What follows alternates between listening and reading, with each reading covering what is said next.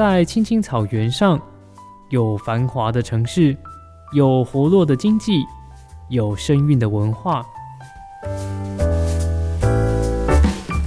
在青青草原里，人人和平共存，分享生活琐事，享受恬静生活。现在就让我们一起进入青青草原的美好世界。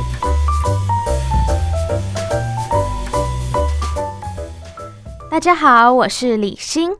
前几天呢，有跟大家讲到，周四呢是美食的世界，会做菜的朋友呢，不妨可以试一下哦。那如果是还没吃饭的朋友，嘿嘿，那就是不好意思啦。边收听的时候，要边加紧脚步，赶紧去吃饭吧。我们今天呢，要讲的是台湾的眷村美食。首先声明哦，眷村菜不等同于外省菜，而且也有别于中国的8大菜系哦。因为眷村菜呢，是各省来台湾之后的人啊，他们在眷村里面混搭出来的，再加上他们还要就地取材，而且又融入了台湾的风味。所以说，眷村美食呢，是源自于大江南北的美食，本来呢就是中国大陆跟台湾美食的融合。因为在当时的战争过后呢，很多人民来到台湾，那为了安置这些军眷啊，就逐步规划出来的一些住宅群，那就叫做眷村。那这些所谓的外省人啊，都是来自于中国大陆的各个省份，所以他们的语言呢，其实南腔北调的，大家都不一样。再加上当时因为战争嘛，物资比较缺乏一点，他们需要变出一道一道不同的料理去喂饱他们的孩子。而且这种规划出来的住宅群呢，每一户人家都是紧挨着的，所以婆婆妈妈们他们相互串门子起来，学习做菜呢也就更方便了。不管是北方的他们可能会是面食，或是比较南方的菜系，都把它混搭起来变化。很多人呢，他们就会到海边去捡一些海蛎啊、蛤蜊啊等等的，搭配上鸡蛋去煮，就变成了台湾经典小吃蚵仔煎。不管怎么样，就是各个眷村妈妈呢，就贡献自己的拿手菜，再加上当时那边有什么，就就地取材，变出一些比较新的菜色。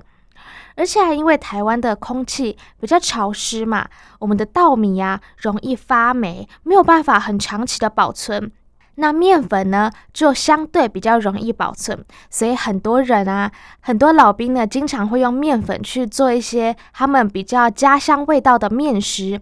有人就加上牛肉的罐头，它作为一个浇头，作为一个拌面却提味的一个东西，那就变成了一道美食。所以这应该就是最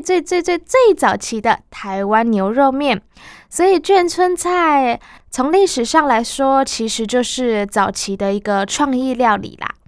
那在物资比较缺乏的年代妈妈们呢，都会用家里比较现有的食材，做出最大的变化。每家每户呢，都有自己的风格，他们最大的特色就是吃得饱，吃得满足，吃得再多也不会腻。那我们从眷村菜呢，还可以看到当时那些妈妈们的简约，还有环境的刻苦。那基本上眷村菜都一定会有以下几个特色哦。第一个就是一定要有卤味，因为大家知道嘛，卤过的东西可以放比较久一点，而且想要吃的时候稍微加热一下就可以食用了，很方便很快速。再来就是一定要有那个大锅。如果我们回到老家的时候就会发现阿嬷家或是阿祖家那边一定会有大炒锅，就是那种大大的砂锅。还有如果您的祖先呢是北方来的，那一定会有各种的面食，像是麻酱面等等的。如果妈妈们比较厉害的话，自家风干的腊肉呢，也是眷村的特色之一哦。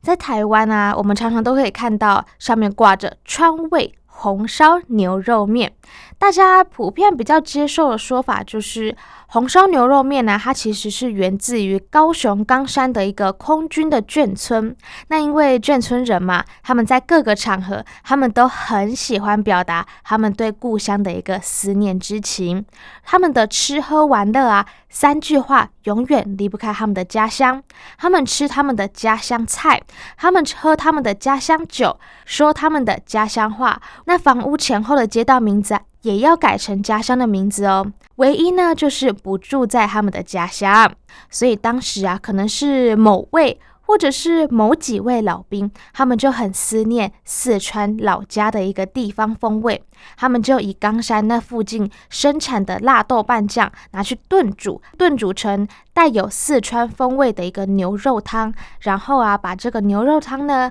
淋在白面条上面，就变成了川味牛肉面。但是如果听众朋友有到四川玩的话，就会发现当地其实没有这个东西，四川当地是没有川味牛肉面这个的哦。所以台湾这一道名为川味呢，实际上应该是 Made in Taiwan 的牛肉面。很多人呢，他们在台湾吃这个面，觉得吃的好习惯哦，然后回到四川的时候，就发现放眼望去，他们心心念念想要得到一碗所谓正宗的川味牛肉面的时候，就哪里都找不到，因为这个东西本来就不是在四川出生的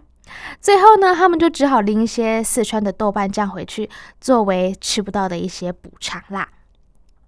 那川味牛肉面在台湾的一些在地人加入之后呢，味道就又产生了变化。他们想要那个川味就逐渐变淡化，那我们的台味呢就会被强化咯。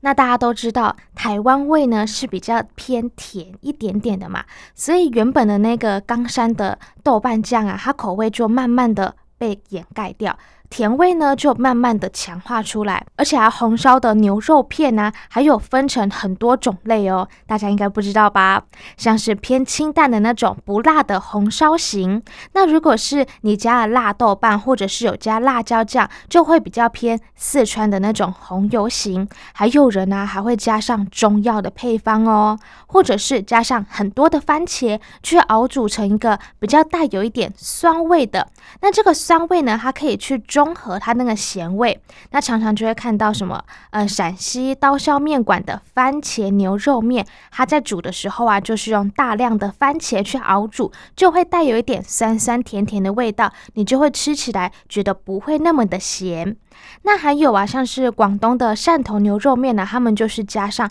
沙茶酱。那一般来说台湾南部的牛肉面都会比北部比较清淡，然后比较甜一点。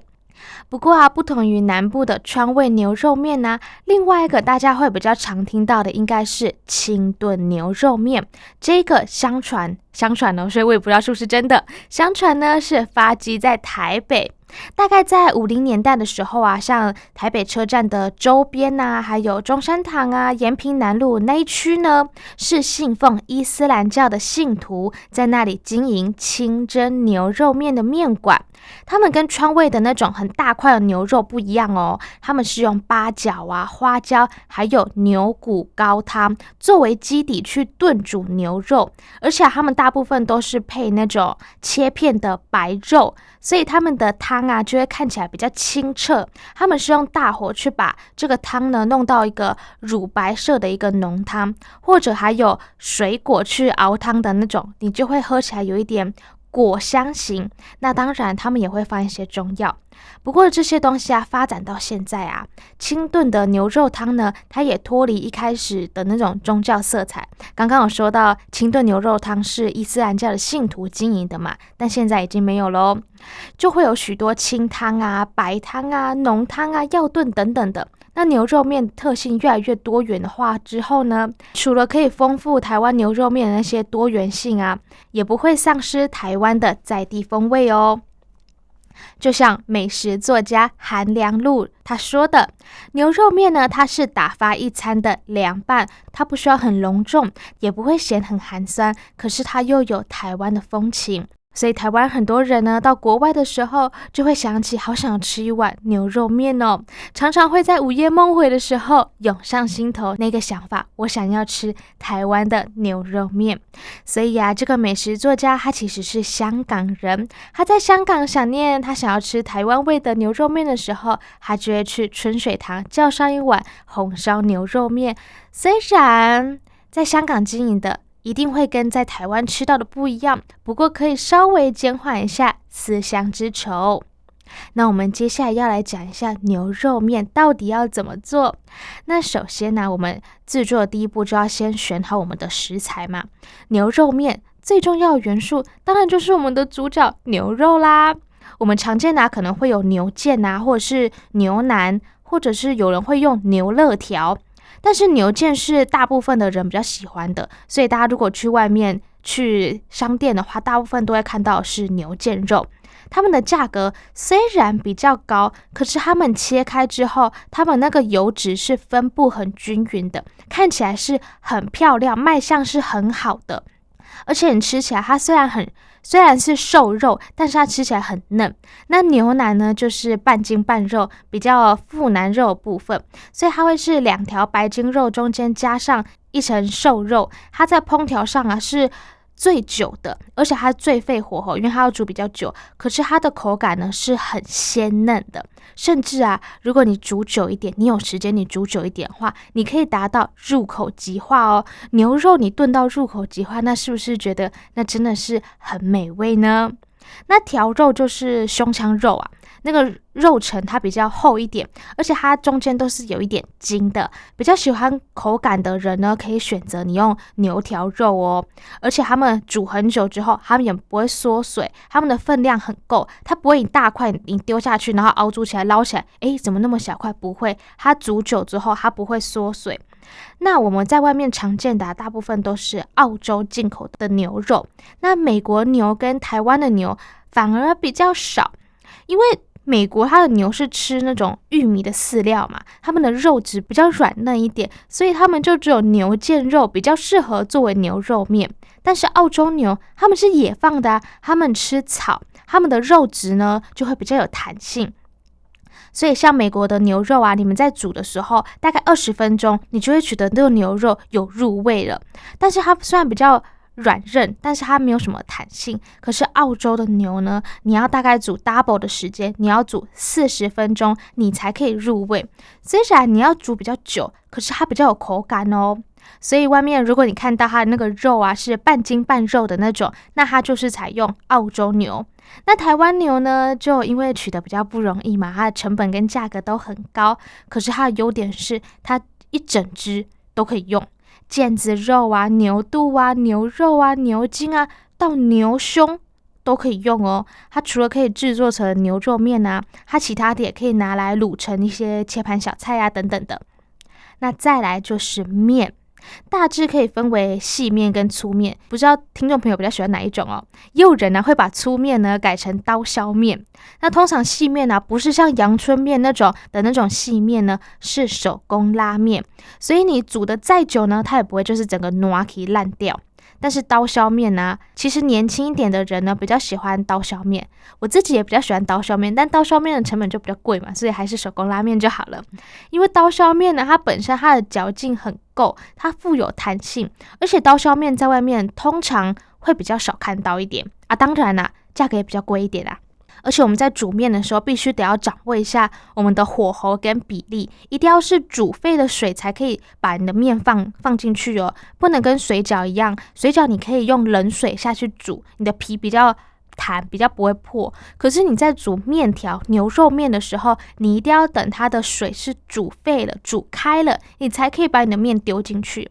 而且我们水的比例呢，只能多不可以少，大概就是2000cc 的水搭配你一碗面的那些量，建议啊一定要用大锅去煮。而且你煮的过程中啊，你也不用加水，但是你需要一直搅拌，你才不会让你的面条就是粘在锅底，或者是两相粘之类的。而且你不能调整火候哦，你大火煮面你就必须得要维持大火，所以你开好火之后呢，你就不要再去动你的瓦斯炉了。不然如果你是用细面的话，煮个1分钟就够了。如果你是刀削面啊，或者是那种比较宽的、比较粗的面，你就要煮个大概3到5分钟。最后呢，就是帮牛肉面添加灵魂的那个汤。常见的刚刚有讲嘛，就是红烧跟清炖。另外啊，比较小众一点的，还有像是麻辣啊，或者是蔬菜的那些汤头。但不管哪一种大家都喜欢放一些中药包嘛。有的会去中药行去抓那些中药材，有的比较厉害的配方啊，会用到10多种哦。那比较少一点的话，大概就是5种左右。那如果你是在家里全煮的高汤啊，你可以先用牛大骨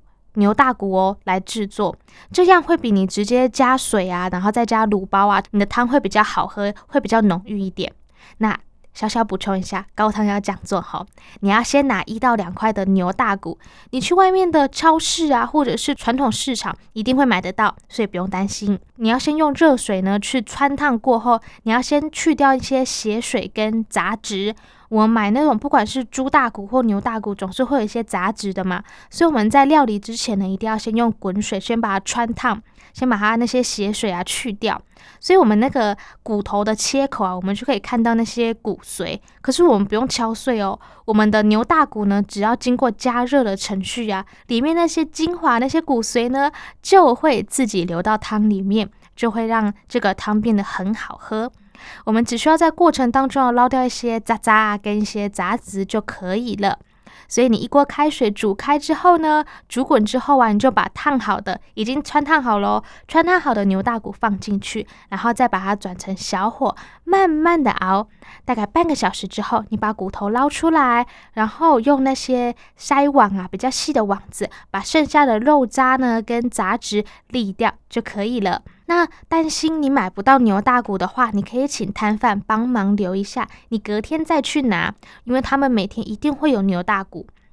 那熬好的汤呢，我们可以放一段时间等凉之后啊，我们再拿到冰箱冷藏。那先说一下哦，刚煮好很烫很热的东西啊，千万不要马上拿去冰箱哦，这样会造成你的冰箱寿命减短。但也不要等到全部凉掉，那这个东西在炎热天气下有可能会变质，所以只要摸起来不烫了，温温的就可以拿到冰箱了。那隔了1天的牛骨高汤啊，它就会有一种沉淀的感觉，更有浓郁，也更有层次了。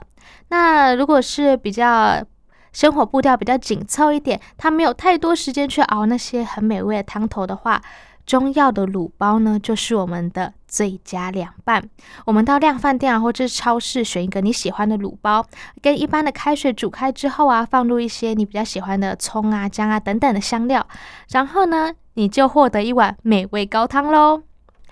最后啊，小小讲一下李欣都怎么做红烧牛肉面呢？首先呢，我们先把我们的牛大骨高汤煮滚之后啊，就放入牛腱肉，然后就转小火煮个大概40分钟，大概30分钟之后呢，就可以拿出筷子插进去肉里面看看熟度。如果我们可以轻易的插进去，而且啊没有血水渗出来，就代表这个肉已经熟了。